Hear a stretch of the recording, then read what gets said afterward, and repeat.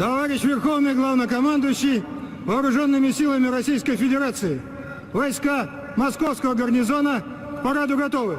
Министр обороны генерал армии Шойгу. Вольно!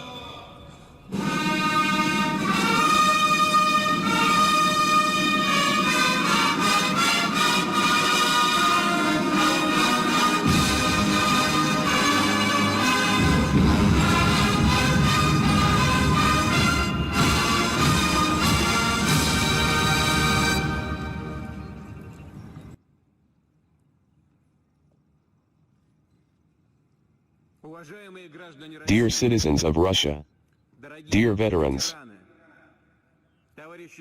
comrade soldiers and sailors, sergeants and petty officers, midshipmen and warrant officers, fellow officers, generals and admirals, I congratulate you on the great victory day. The defense of the motherland, when its fate was decided, has always been sacred. With such feelings of true patriotism, the militias of Minin and Pozersky rose up for the fatherland, went on the attack on the Borodino field, fought with the enemy near Moscow and Leningrad, Kiev and Minsk, Stalingrad and Kursk, Sevastopol and Kharkov.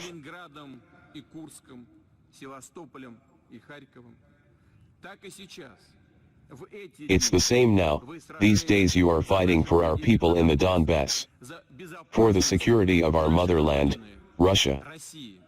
May the 9th, 1945 is forever inscribed in world history, as a triumph of our united Soviet people, its cohesion and spiritual power, an unparalleled feat at the front and in the rear.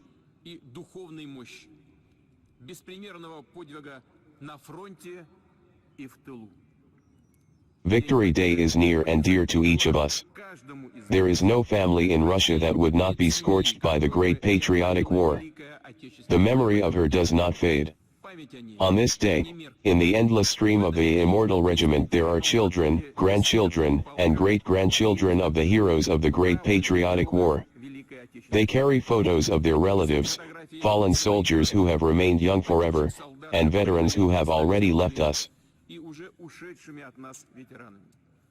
We are proud of the unconquered, valiant generation of victors, that we are their heirs, and it is our duty to preserve the memory of those who crushed Nazism, who bequeathed us to be vigilant and to do everything so that the horror of global war does not happen again. And therefore, despite all the disagreements in international relations, Russia has always advocated the creation of a system of equal and indivisible security, a system that is vital for the entire world community. Last December, we proposed to conclude an agreement on security assurances. Russia called on the West for an honest dialogue, for the search for reasonable, compromise solutions, for taking into account each other's interests. All in vain. NATO countries did not want to hear us, which means that in fact they had completely different plans. And we've seen that. Preparations were openly underway for another punitive operation in the Donbass, for the invasion of our historical lands, including Crimea. Kiev announced the possible acquisition of nuclear weapons. NATO has begun active military development of the adjacent territories. Thus, a threat that was absolutely unacceptable to us was systematically created, and right on our borders. Everything said that a clash with neo-Nazis, band raids, on whom the United States and its junior companions bet, would be inevitable. Let me repeat that. We have seen how the military infrastructure is unfolding, how hundreds of foreign advisors have begun to work, and there have been regular deliveries of the most modern weapons from NATO countries. The danger grew by the day. Russia gave a preemptive rebuff to the aggression. It was a forced, timely and the only correct decision. The decision of a sovereign, strong, and independent country. The United States of America, especially after the collapse of the Soviet Union, began to talk about its exceptionalism, thereby humiliating not only the whole world, but also its satellites, who have to pretend that they do not notice anything, and dutifully swallow it all.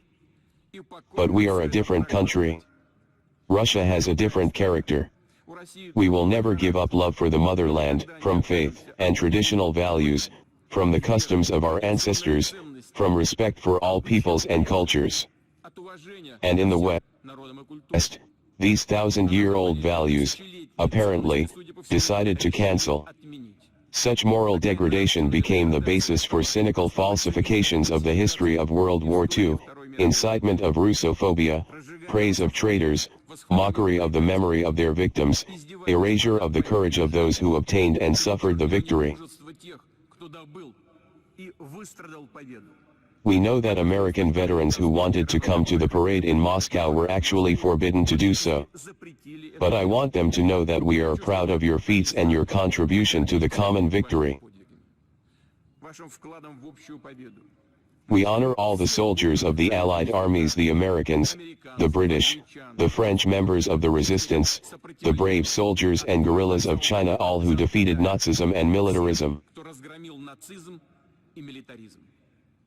Dear comrades, today, the Donbass militia, together with the fighters of the Russian army, are fighting on their land, where the enemy was defeated by the vigilantes of Sviatoslav and Vladimir Monomakh, the soldiers of Rumyantsev and Potemkin, Suvorov, and Brusilov, where the heroes of the Great Patriotic War stood to the death, Nikolai Vachidin, Sidor Kovpak, Ludmila Pavlichenko. I am now appealing to our armed forces and the Donbass militia. You are fighting for the motherland, for its future, so that no one forgets the lessons of World War II.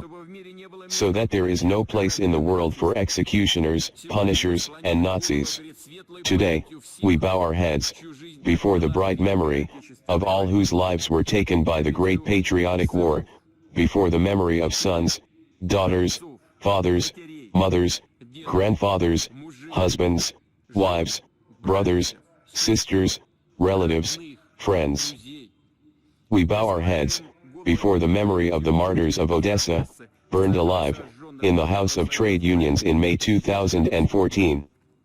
In front of the memory of the elderly, women and children of Donbass, civilians who died from ruthless shelling, barbaric blows of neo-Nazis. We bow our heads before our comrades in arms, who fell to the death of the brave in a righteous battle for Russia. A minute of silence is declared.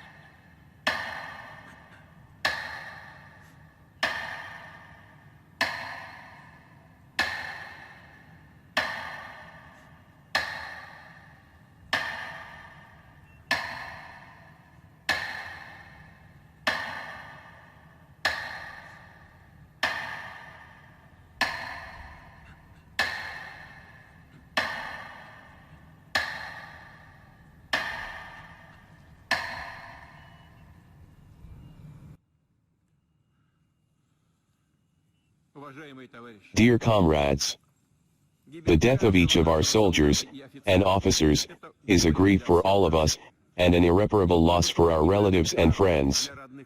The state, regions, enterprises, public organizations will do everything to surround such families with care, to help them. A presidential executive order on this has been signed today.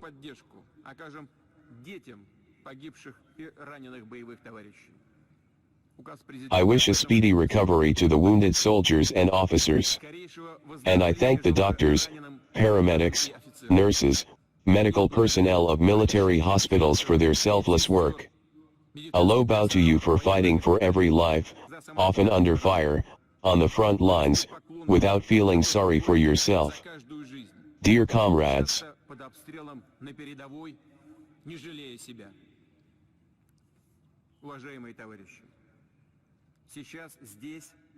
now here, on Red Square, soldiers and officers from many regions of our vast motherland are standing shoulder to shoulder, including those who came directly from Donbass, directly from the combat zone.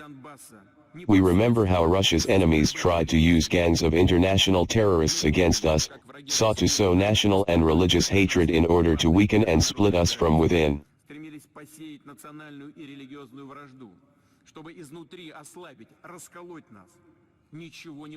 It didn't work.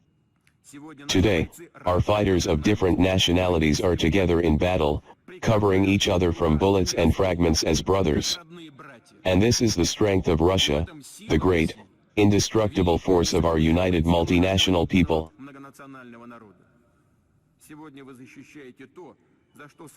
Today you are defending what fathers and grandfathers and great-grandfathers fought for. For them, the highest meaning of life has always been the well-being and security of the motherland. And for us, their heirs, loyalty to the fatherland is the main value, a reliable support for Russia's independence. Those who crushed Nazism, during the Great Patriotic War, showed us an example of heroism for all time.